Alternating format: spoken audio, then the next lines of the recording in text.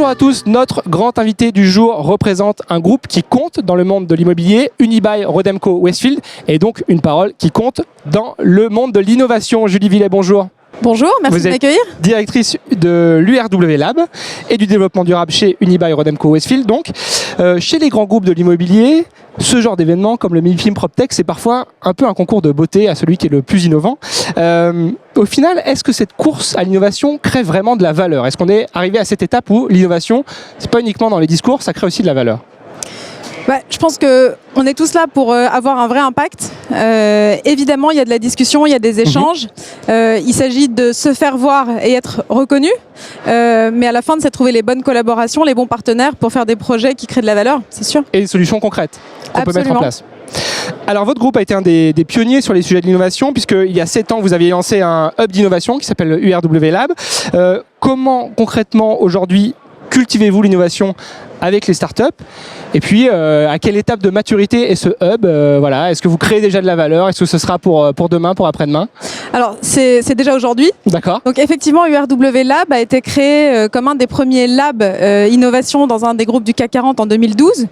On a 3 missions au lab. C'est de comprendre l'environnement dans lequel on évolue, c'est d'initier la transformation et d'engager les collaborateurs, parce que c'est bien d'une transformation culturelle qu'on parle. Bien sûr.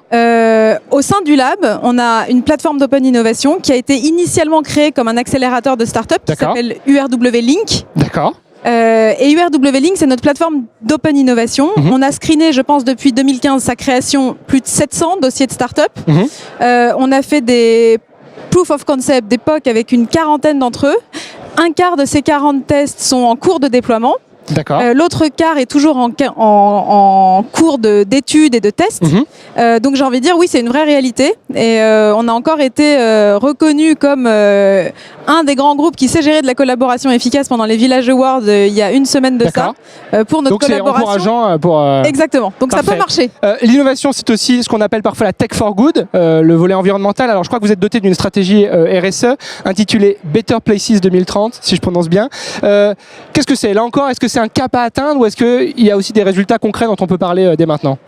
Alors, c'est à la fois un cap et des résultats concrets. Donc Better Places 2030, c'est notre stratégie de développement durable qui a été annoncée au lendemain de la COP 21. C'est un programme exhaustif dont un des engagements majeurs, c'est notre engagement environnemental et notamment notre ambition de réduire de 50% notre ambition carbone d'ici 2030. Donc voilà, le cap de 2030, c'est 50%. Donc ça, c'est moins 50 d'ici 2030. Très bien. La réalité du terrain maintenant, les résultats. Qu'est-ce qu'on a fait concrètement? J'ai envie de dire, il y a quelques chiffres. On est 100% fournis en électricité verte sur notre portefeuille européen. 100% de nos actifs sont équipés de places de chargement pour les véhicules électriques. C'est des grands KPIs. Après, en démarche peut-être plus concrète ou qui donne à voir un peu ce qu'on fait, je pense qu'on peut par exemple parler de l'initiative qu'on a eue avec Hoffman Green Cement Technology, qui est une entreprise qui a développé un carbone à très très basse émission carbone, un ciment à très basse émission carbone qu'on a testé sur un de nos projets à Paris. Une autre initiative qui a vocation à nous aider à atteindre cet objectif carbone, c'est de travailler sur le waste management. Donc on est très content d'avoir participé aux premières collaborations pour Phoenix, qui est une des startups dont on parle un peu. Oui, sur le gaspillage alimentaire. Donc oui, on fait des vraies choses pour avoir une empreinte plus positive et notamment sur les sujets environnementaux. Absolument. Très bien. Un dernier mot, il nous reste une petite minute. Si on prend un peu de hauteur, ces immeubles, ces centres commerciaux, sont aussi des lieux de rencontre, des lieux de vie. On parlait tout à l'heure d'impact. Il y a beaucoup d'enjeux sociétaux en ce moment. Est-ce que la technologie, l'innovation peut permettre de répondre à cet impact social, sociétal des bâtiments? Alors, nous, la tech for tech, c'est pas chez nous. Tech for good, c'est certainement chez nous. Je vais vous en donner un exemple. Et puis ensuite, notre vraie conviction, c'est que la tech, elle doit servir à améliorer l'expérience des utilisateurs, que ce soit dans nos bureaux, mais évidemment dans nos centres commerciaux et nos centres de shopping.